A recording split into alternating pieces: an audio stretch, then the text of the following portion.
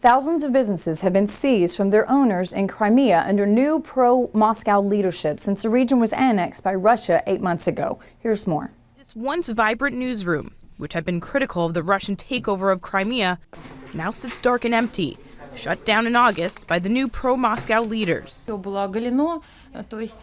the cables were torn out and everything was exposed. What goals did they have? It is unclear. They clearly made it their job to eliminate our company in general. Black Sea television and radio station is one of thousands of businesses seized from their owners since Crimea was annexed by Russia 8 months ago.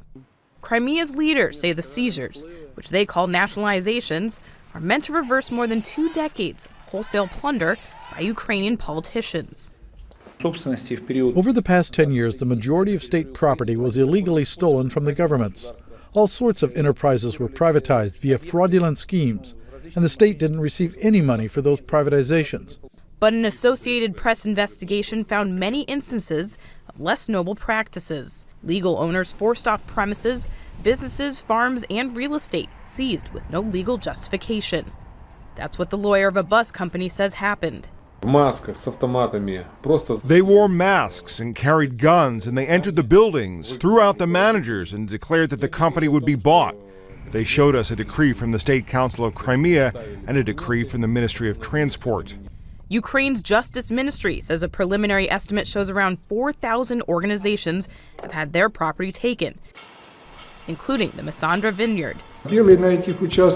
This is a good vineyard. White grapes from Muscat grow in this area. The motivation is not clear to us, but the decree exists. Experts say property seizure will remain a serious issue for years to come. Whoever handles this needs to handle it very, very carefully, so that even within the political context or geopolitical context that exists, the sanctity of property rights is not adversely affected.